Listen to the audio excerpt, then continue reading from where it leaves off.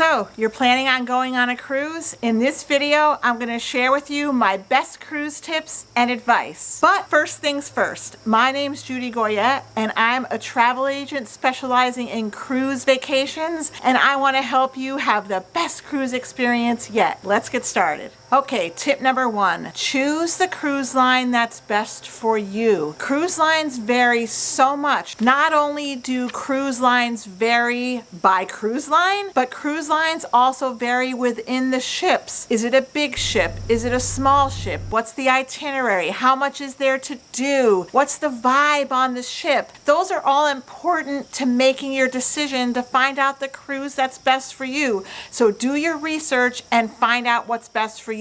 What works for somebody else does not mean it's going to be something that works for you. Just because somebody else likes it doesn't mean that you're going to like it. So do your own research for sure to find out what's best for you. And my other piece of advice with this tip is to don't necessarily choose the cheapest option. The cheapest option doesn't always mean the greatest value. Look at what's included in your cruise. Look at what type of room you have. Are you going to be happy with that room? Are you going to be paying extra for everything that you want to do on board? Are you paying extra for beverage? Are you paying extra for food? That all comes into account on your final cruise price. So figure all that out before you just go ahead and book the cheapest cruise. Again, cheapest does not equal value. Tip number 2, what kind of cruise cabin do you want? Do you want an inside room, which means that you have no windows or anything like that? You're literally on the interior type of the ship.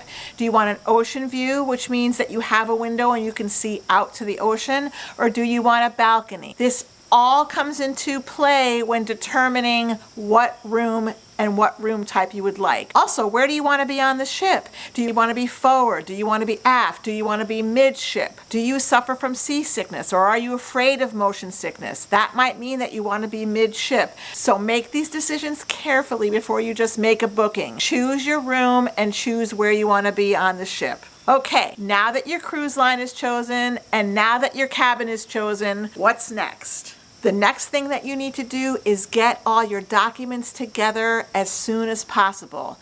That means your passport, that means your birth certificate, that means your government ID. You need those to travel. So be sure that you have them all in order. If you're bringing your passport, look at your passport. Is it about to expire? Does it at least have 6 months before you expire? Check that out, because you want to have that all set well before your cruise so that you're not scrambling at the last minute. Make sure you have everything in order that you need to sail. That will just make your life easier. Another thing that you want to do as soon as you book is you want to download the app for that particular cruise line. So most, if not all, cruise lines have an app. You want to download it right away, because this is where you're going to see your itinerary.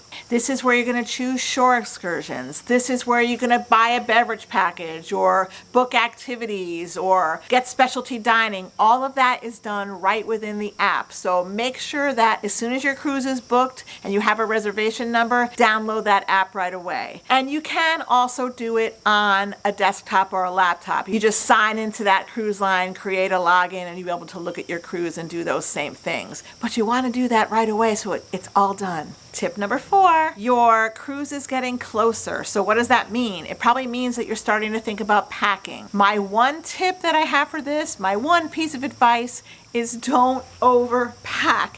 You will be so tempted to overpack, but don't overpack. I promise you that you will not probably need or wear half of the things you bring with you.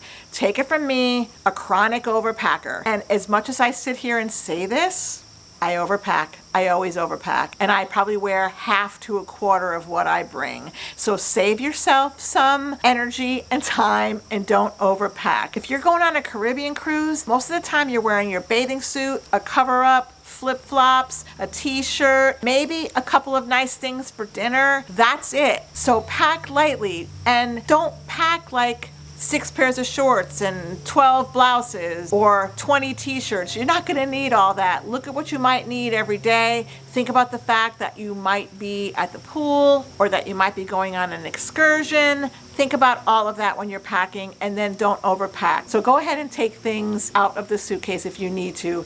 clothes-wise for sure. If you're going on a cold weather cruise like Alaska, you might need a little bit more, but honestly, not that much. You just need to pack for cooler weather rather than warmer weather. When I went on my first cruise, I didn't know what to bring. So I ended up buying this huge suitcase. It's like a trunk. And I probably packed my whole closet. Like, I can attest to the fact that I packed my whole closet. I did not wear a quarter of it. No lie, I didn't wear a quarter of it. And most of it came home folded the same way it went into the suitcase. And I have not used that big suitcase since.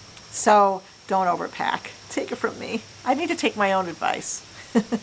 Tip number 5, and this is a controversial one. A lot of cruise lines don't include beverages, whether it be soft drinks or bottled water or alcohol packages. So you need to decide if you want to purchase that beverage package ahead of time, and definitely decide if you want to do that.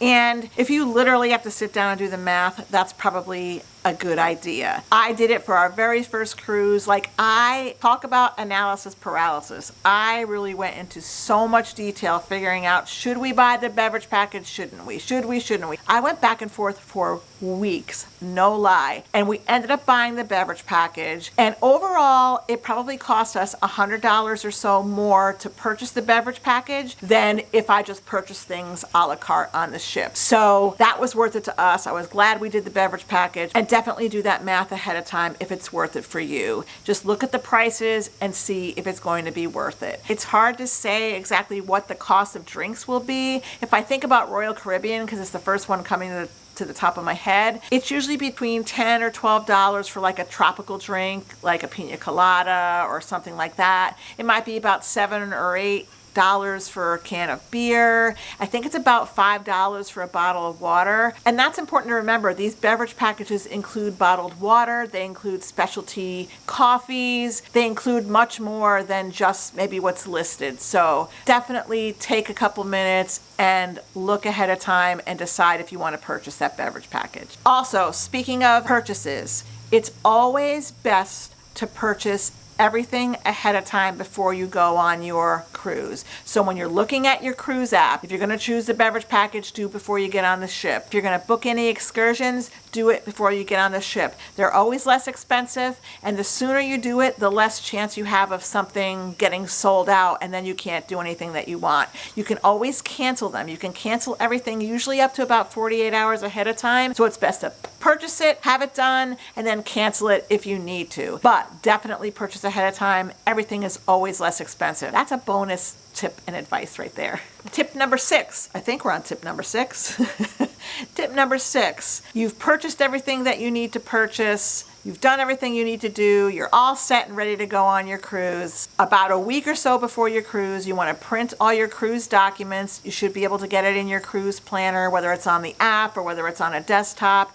And in those cruise documents are your luggage tags. And you want to print out those luggage tags and attach them to your suitcases before you get on the ship, probably that day. So if you're flying in, don't attach them before you leave the house when you get on the plane. Attach them once you land, and maybe you're spending the night. Maybe you'll do it that morning before you go to the cruise port. But definitely put those cruise tags on right before you go to the cruise port, because those cruise tags let the porters and the cruise staff know your room number, where your suitcase is going, because you're going to drop your suitcase off with the porters when you get to the port, and then you're going to see your luggage later that day, and it's going to be right outside your room or right inside your room, depending on the cruise line. So you want to be sure to attach those luggage tags. Now, speaking of luggage, since you'll be handing over your luggage to the cruise line as soon as you get to the port, you want to be sure to bring some sort of a carry-on bag. And in that carry-on bag, you want to have all your essentials that you'll need for that day, because you'll carry that on with you. So for example, I bring a backpack, my husband brings a backpack, and in that we put our medications, we put any sun lotion, maybe we put our bathing suit, I threw some flip-flops in there. Anything I feel like I might need for that day, I put in there. Because remember, even if your room is ready, and rooms tend to be ready anywhere between 1 and 2 o'clock, somewhere in that ballpark. Even if your room is ready and you can get into your room, it doesn't mean your luggage is going to be there. So be sure to have that carry-on and have in it everything you need, including your medications especially. Also be sure to carry all your ID with you. Do not pack your ID in your luggage that you just handed over to the porter, because you're going to need it. You're going to need to show it to the staff when you're checking in for your cruise. So you'll need your passport, you'll need your government ID. Have all of that with you. Please don't pack it in your luggage. Keep it on your carry-on with you, whether it's in your backpack, whether it's in your wallet, whatever you're carrying on with you, your ID should be with you as well. So tip number 6 is for your boarding day. So now you're aboard the ship, you're ready to start your vacation. Yay, you're finally there. It's so exciting. What do you do first? The first thing you want to do is complete your safety drill. Get that muster drill done. The ship cannot leave the port until everybody has completed their muster drill. And believe me when I tell you, if you don't complete your muster drill, at a certain point, they'll start calling your name. And I get it. You get caught up in all the excitement. You're on board the ship now. You want to check everything out. Maybe you want to drink. You want something to eat. Be sure to complete your muster drill or your safety drill. Those terms are used interchangeably. Complete that, get it done, it's out of the way, you don't have to worry about anything, and your name won't be called and you won't be embarrassed to say that you didn't complete your muster drill. Many cruise lines now make it so easy. You complete your safety drill online. You start it, you look at a video, you watch a video, it might be 3 minutes or 4 minutes. You have a couple things that you have to do. Once you complete that in the app, you go right to your muster station and you check in. It's so easy. It's so easy. Now, some cruise lines have gone back to in-person muster drills, and personally, I'm not a fan of this. I don't see why. I don't know why they're doing it, but some have. So pay attention to your cruise line and how your muster drill is done. But no matter how it's done, make sure you complete it. I can't emphasize that enough. Don't get caught up in the excitement. Now your muster drill is done. You want to get something to eat. Everybody and their brother will be heading to the buffet to get something to eat. So my advice to you is don't go to the buffet and get something to eat. Try some other food venue on board. There's usually so many.